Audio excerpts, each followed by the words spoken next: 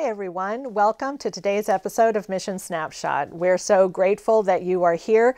We get all excited about sharing mission stories with you, so I'm thankful that you're taking time out of your busy schedule to listen to us as we get a chance to share with you. Hannah is over there, and she is going to be dropping links down below, so please keep an eye out for that. And if you have any comments or questions, please go ahead and drop them, and she will be in touch with you. So today is Tuesday, and we have Christina. Hi. Hey, in the office, and today we're going to be talking about Bible workers again. Yes. And where are we going today? Today we are going to the Himalayan section. Ooh, Himalayan section. Yes, up in the mountains. Yeah, that's great. Okay, so who is our first story? All right, well, our first story is about Krishna. Okay. Okay, so since before COVID became more prevalent, back early in March or a little before, he got really sick. Oh. I mean, really sick. He was dealing with nausea and diarrhea and low blood pressure, like he could hardly get out of bed. Wow. And for 3 months, he felt really bad. Wow. And so as he began to, be able to do more than just sleep and become more aware, he realized that that the COVID was affecting a lot of people around him. Many areas of the country, all over the world, had been shut down. Right. And he was beginning to understand what was going on. Right.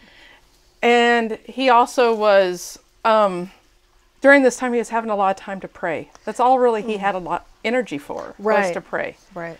So I'm sure he prayed for his healing, but he has Right. also had opportunity to pray for his family, for his family members to know Jesus, and also for his church members, the village, people, his contacts and stuff.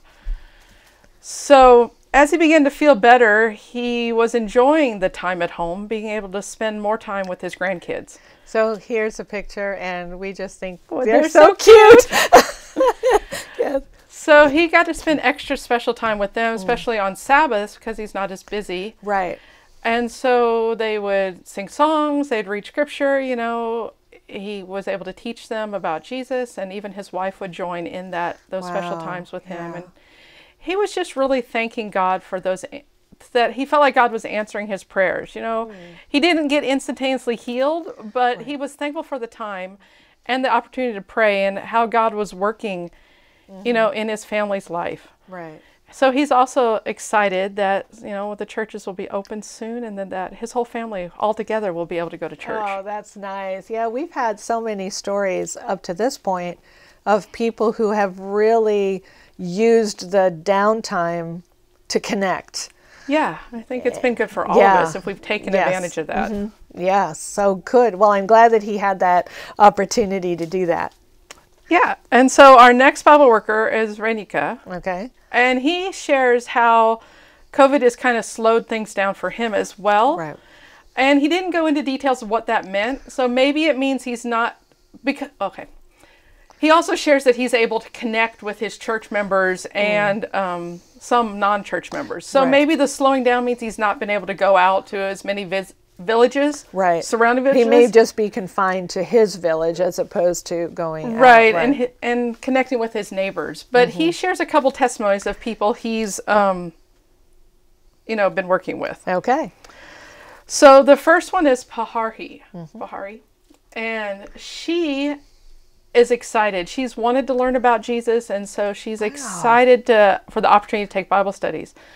But her husband was not interested at all. He is an alcoholic and didn't really want his family learning about Jesus, I guess. Right. But anyway, she was persistent, and so he agreed to let Renika come and do Bible studies with her and him and their 2 daughters. Oh, nice. And so he began meeting with them regularly, and he realized that they were also struggling because of the lack of work. And so the local church there was able to share some food with this family. And that really spoke to the husband's heart. It really showed him that these people actually cared. Yeah. And it softened his heart. So now he's more open to the Bible studies. He's actually willing, he says, to start going to church with him. So all of them, the wife is especially looking forward to getting baptized, but hopefully all of them will be getting baptized soon. Oh, that's great. I'm glad. I'm just amazed that he the husband who was having difficulties with alcohol even let the Bible worker in. Right. So you can see God working right there for him to agree to even open the door to the Bible worker. Exactly. So I think that's great. Okay, and so the next story is about a 16-year-old boy who was pretty sick. Oh, okay. He went to the hospital and the doctor said that he had low blood in his body. Maybe that means he was anemic. I don't know, and he just didn't have enough oxygen circulating in his body from the red blood cells. We don't know for sure, but he was sick and the doctors were, nothing was making him, helping him get well. So he was sent home after being in the hospital for a while, and his grandfather was really concerned, and his grandfather remembered that our Bible workers pray for people and they get well. Wow. So he actually went and asked Renika to come and pray for his grandson. Of course he did. And so he went and prayed and the boy got well. Wow. And so our Renika just shares that he is really thankful for his job as a Bible worker. He enjoys being that instrument that God's able to use to change people's lives. Yeah, that's amazing because he has seen the changes. Right. And so that also strengthens the Bible worker's faith when he sees God working, as well as the families who get to see God working it's just as well. always humbling to know that you're being used by God. Yeah. Even in the little ways. Yeah. No, I think that's great. And I'm so glad that the boy was able to get healed, because it's horrible when you don't have a lot of energy because you're having blood issues. Yes. It Yeah. just feels, no energy. No energy whatsoever. Yeah. So I'm so thankful that he got well from that. All right. So our next story comes from our Bible worker, Alicia. Okay. And she, mostly her and her husband work together, and they like to do health education where they're teaching people how to clean up their yards, keep their environment cleaner, and also keep their bodies cleaner so they can be healthier. Right. And so they have health tracts that they like to pass out and share with people. But on this particular day, she went to visit this lady, and as she was nearing the home, she began to hear these strange noises, screams, and wasn't sure what was going on inside. Yeah. And she actually, the story says she walks right in, which kind of, that's not normal for us. No. But she walked right into the home, and she sees the husband sitting on the floor with his wife, who is clearly possessed by some evil spirits. Oh, wow. And the husband is not knowing what to do. He says she's been like this all night. She's been screaming and throwing things and trying to beat him up. Wow. And, he had this thought that he wanted to go get the witch doctor. Oh. But then he was afraid to leave her because he was afraid she might hurt herself. Right. So he just wasn't sure what to do. And so when Alicia walks in the house, he recognizes her. He recognizes her as someone who prays for people. Wow. Yes. I wonder what that looked like. And so he's like, well, you pray for my wife. And of course, Alicia is willing to pray for his wife. When she doesn't say just a short prayer, she prays for over an hour for this lady. Wow. And after she's done, she leaves and she goes home. And the next day, she's headed back to the house, anticipating that she's going to be praying for her again. Right. But as she gets there, she doesn't hear the noises anymore. It's quiet, and she goes in, and the husband's like, yeah, my wife is so much better. Wow. Like after the prayer and after she left the day before, like his wife was normal again. Wow. So they're just so grateful. And they are now wanting to take Bible studies and to learn more about God. And I am so glad that the husband could not go get the witch doctor. Exactly. Yeah. And so now they're hoping to be baptized soon when the church is open. That's amazing. When the opportunity That's amazing. comes. I love that. Okay. So my next Bible worker is Chandra. Okay. Okay. So Chandra works in a very mountainous area, and he says that it can take even up to 2 hours to walk from house to house. Wow. And so that's very time consuming. Yeah, it is. And so he tells about a village over from his that's about an hour walk away. And there are 55 families. And they thought they would have, and okay, so most of them are Hindus. There's 5 Christian families in this village. Okay. So they thought they would do like a series, like an 8 or 10 night revival evangelistic series. Yeah. And so they decided to do that, and they got a good turnout. Lots of people were coming. It was late because the people would come after they worked and after they'd eaten dinner. Right. And that can be pretty late. Yeah, from we our know experience that. in India. Yeah, yeah. But they don't mind, and they did this for several nights and had good results. You know, the adults and children were all learning about Jesus and about health. And so then one of the girls that attended these meetings, it was after the meeting was over, but she got really sick.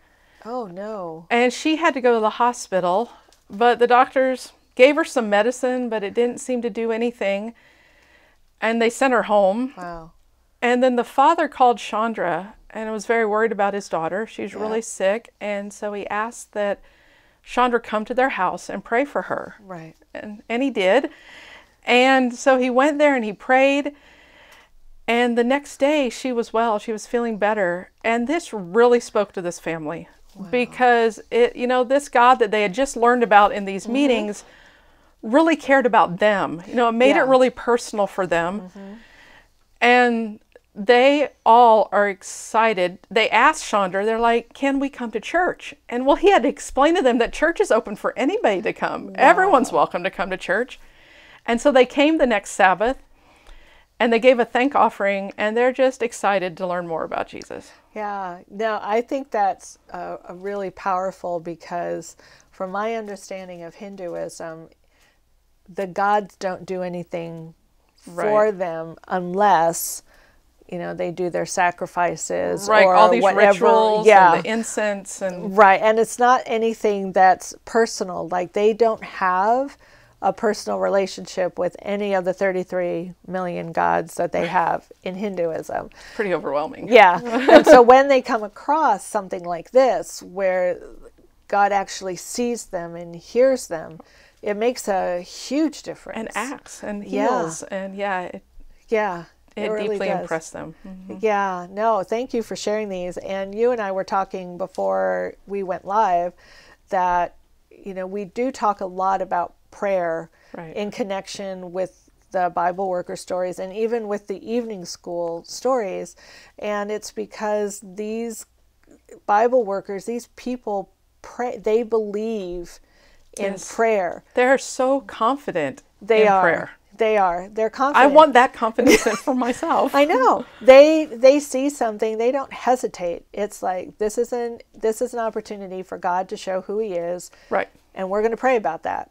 And it's amazing. And we were talking about this quote that's found in the Great Controversy on page 525 that says, "It is a part of God's plan to grant us, in answer to the prayer of faith, that which he would not bestow did we not thus ask." And so he wants us to ask him, because in some of the rules of engagement of the Great Controversy, asking opens doors for him to be able to act.